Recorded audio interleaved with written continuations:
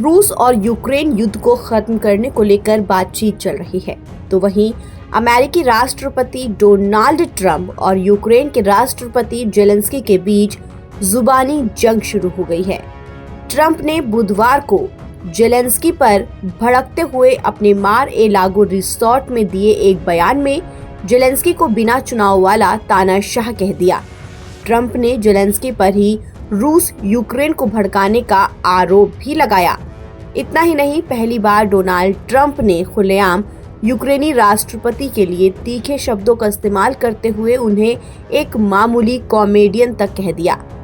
ये बयान तब आया जब जेलेंस्की ने आरोप लगाया कि ट्रंप रूस की ओर से फैलाई गई दुष्प्रचार मुहिम के प्रभाव में है और क्रेमलिन के लिए अनुकूल शर्तों पर युद्ध करना चाहते हैं।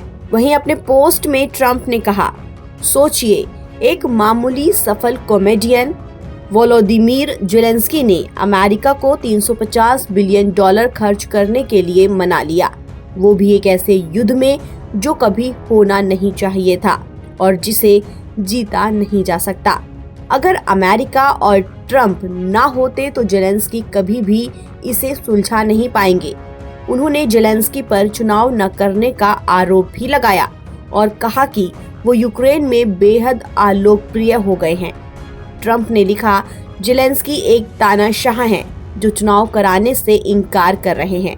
उन्हें जल्द कदम उठाने होंगे, वरना उनके पास देश ही नहीं बचेगा।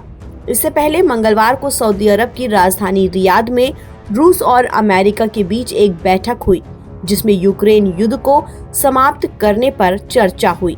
इस बैठक के बाद अमेरिकी राष्ट्रपति ट्रंप ने दावा किया कि जेलेंस्की की लोकप्रियता मात्र 4% रह गई है, जबकि ताज़ा सर्वे में उनकी अप्रूवल रेटिंग 57% बताई गई है। इस बैठक के नतीजों को खारिज करते हुए जेलेंस्की ने कहा कि यूक्रेन अपनी भागीदारी के बिना लिए गए किसी भी फैसले को स्वीकार नहीं करेगा।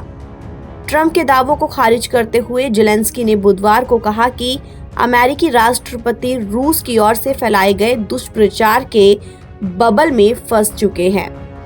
उन्होंने यूक्रेनी टीवी को दिए बयान में कहा, अगर कोई मुझे अभी हटाना चाहता है तो ये संभव नहीं होगा।